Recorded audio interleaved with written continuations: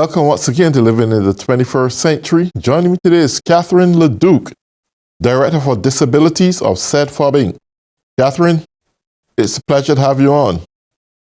Hi, thank you for having me again. It's always good to have you. Okay, Cathryn, you moved from Massachusetts to Florida. The first time you got there, things started working out pretty well for you.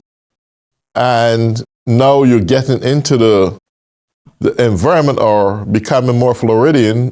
Things may not be shaping it so bright after all. Would you start on that for me? Okay, so what's been going on is I feel like that my past Yes.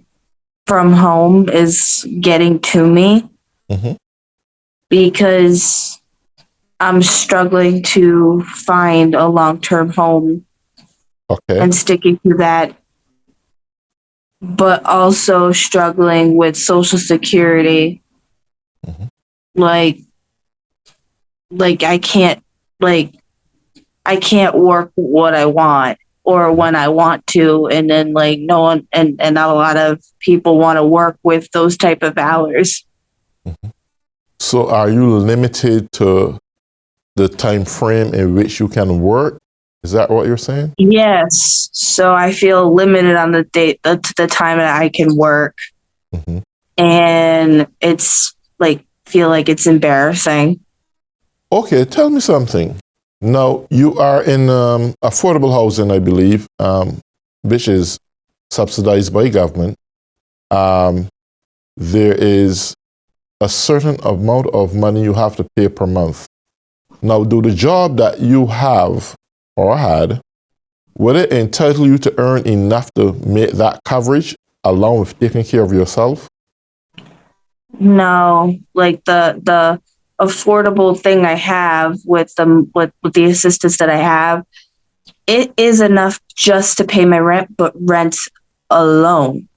But it's not enough for other expenses that people desperately need, that are having a hard time finding work to cover for those expenses. Okay, what kind of expenses you're looking at? Talk about cable bill, electric bill, credit card bills that you seem to have, and it just doesn't seem to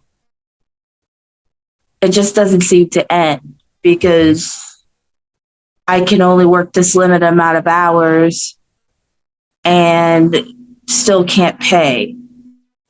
You still can't pay the expenses. So if you could only work a limited amount of hours, and let's say, for example, let's say you did work past your limited amount of hours, what would happen? What will happen to the money? So if you're on Social Security like myself, it will go on a brief pause. And you would have to pay your Medicare, because if you have Medicare under this benefit that everybody with a disability has, you will be paying it out of pocket, the $170.10 out of pocket. And that's a lot of money. And then you also have 3 years to consistently keep a job, and you'll lose everything in 3 years if that happens. So let me get something straight. You are a disabled person. You have flexible hours. Your disability that puts you in a disabled bracket can take its opportunity any moment to get you sick and put you out of work for a few hours, or maybe weeks, or maybe days, or maybe months. What happened then? If that happened, you can work consistently for 3 years straight. What happens? Like I said, what will happen if you work consistently for 3 years? But if something does happen, you would have to reapply under an expedited thing. It's like an expedited like process, but it's not really expedited because it takes over 5 years to get the money back if it doesn't work out and you pass that 3-year mark. Okay. So is this something that is state mandated?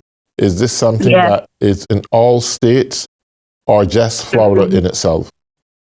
It's in all states, but it only happens when you pass your 9-month probationary period. So and it makes it a lot harder once you do. And I never realized that once you pass that time. So people with disabilities do have their backs are up against the wall, so to speak. Yes. If you do, you're damned. If you don't, you're still damned. How would you go about lecturing or educating people now that face certain disabilities and solely rely on government assistance?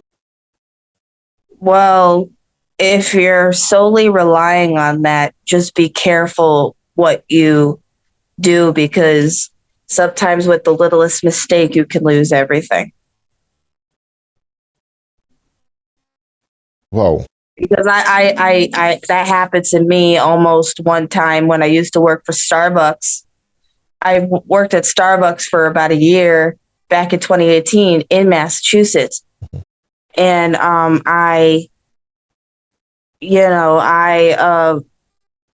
they said I worked full time, and I only worked part time because I never worked a full time job in my life, because you're not allowed to do that. That's what's mandated in every state.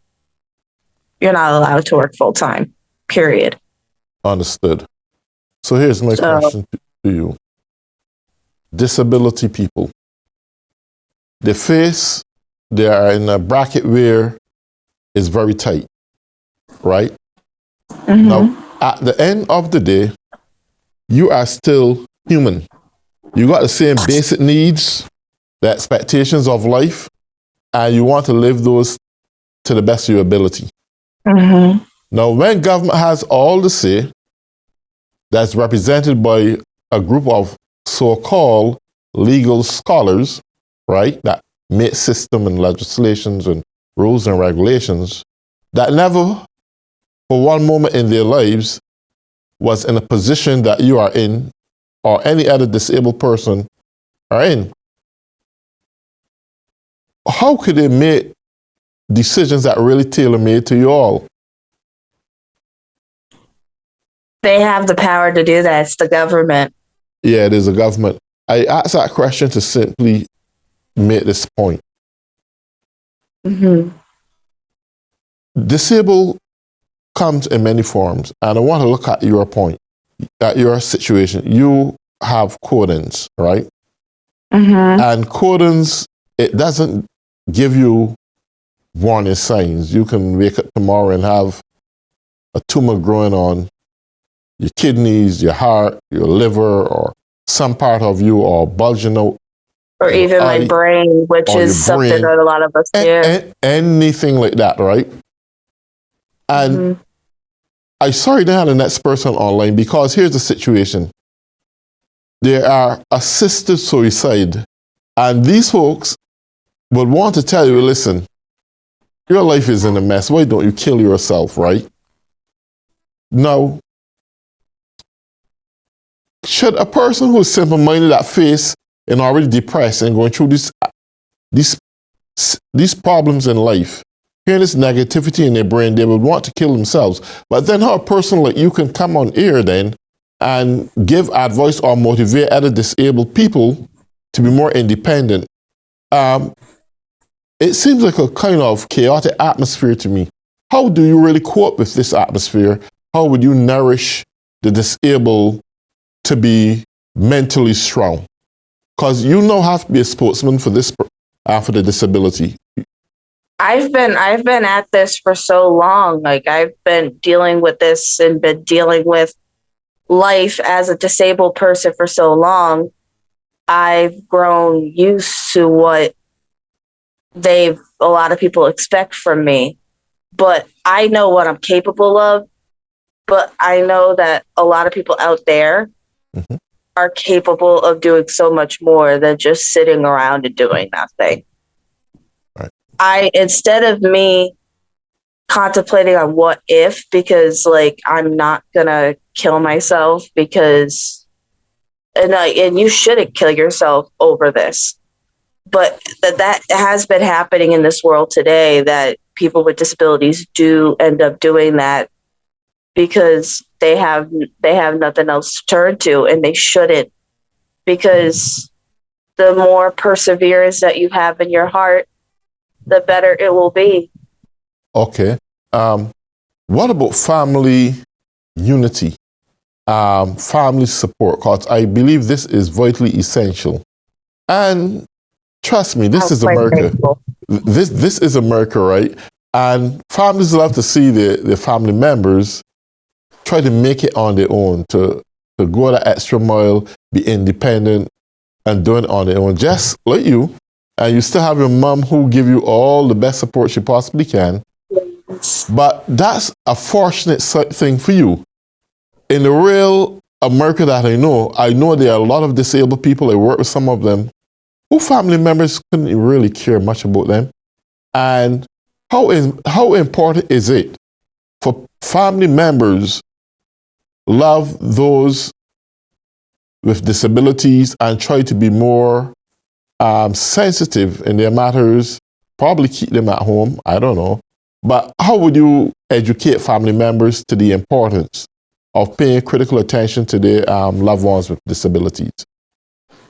Well, this is something that my mother said to me, is when you do end up having a kid that has a disability, you're meant to have that kid. Like, you are going to take care of that, take care of your kid with all your being, because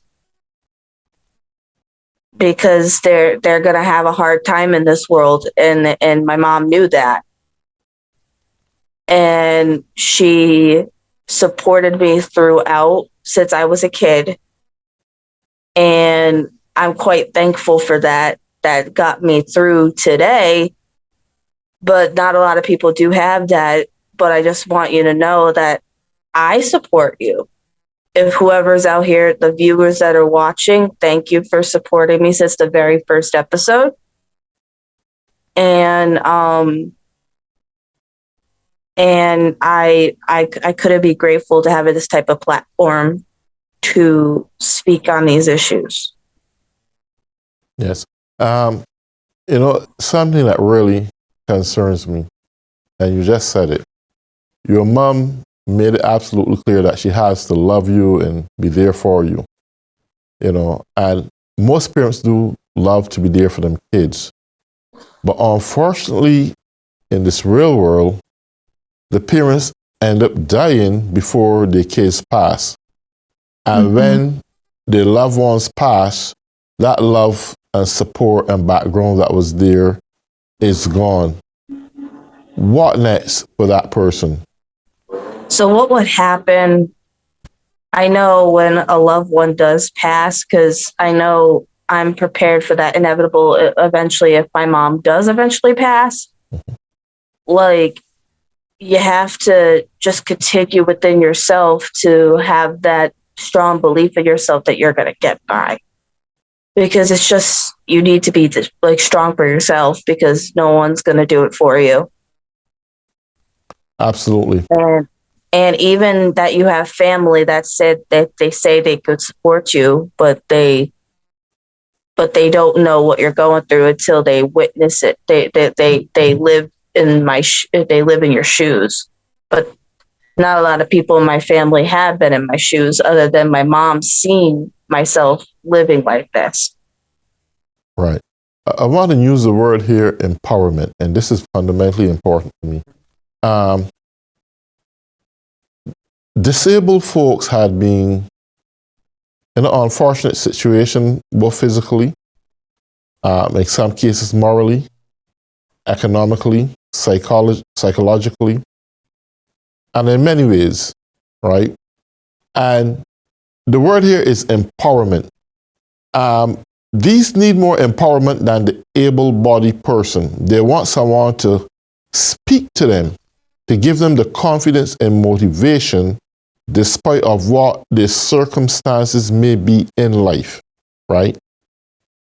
I want you, Cathryn, as a member of our organization, to speak the motivational word, the word that encourages disabled people to be strong in mind, because there's some disabled person out there now, in this very minute, that probably thinking about assisted suicide. Like, you know what? I'm tired of life. There's no one here for me. There's no one to turn to, no one to talk to. I think it's just best that I tell my nurse, you know what?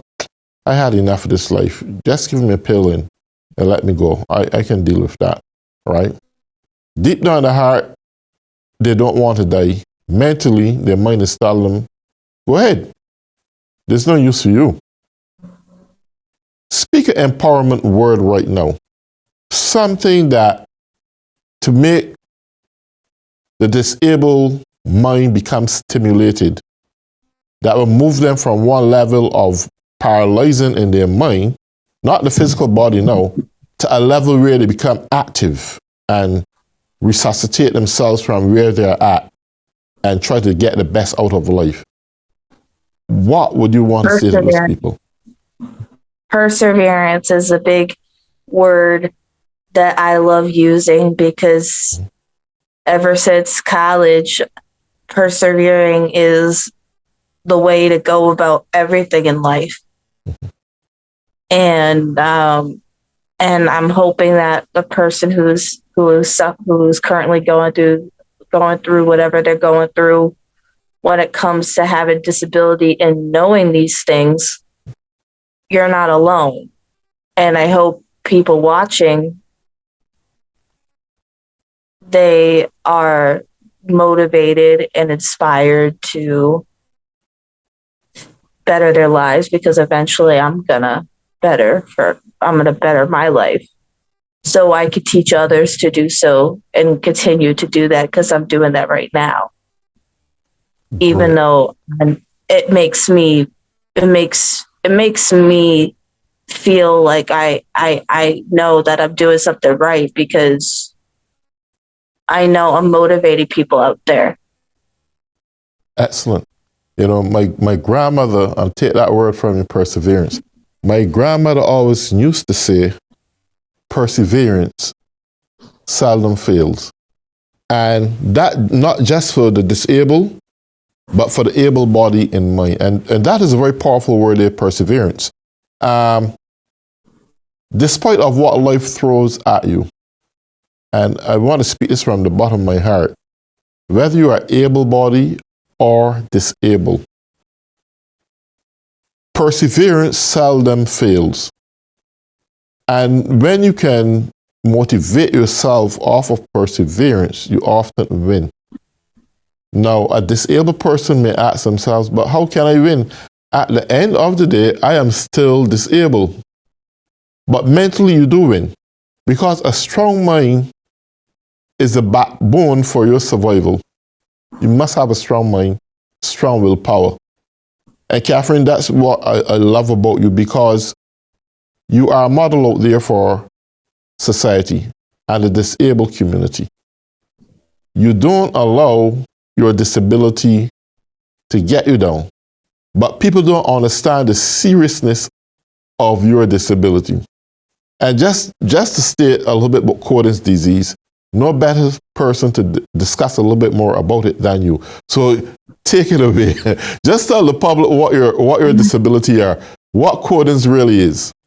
So Cowden's is a tumor growth syndrome that, like, I grow tumors all over my body, and I have to get checked on occasion.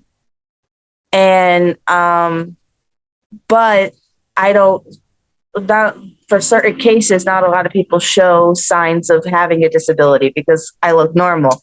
Mm-hmm. But like having tumors, like it makes the nervous system do something because it makes you have a disability, because that's what makes you have ADHD, speed processing delays. So you can have multiple disabilities and still look normal.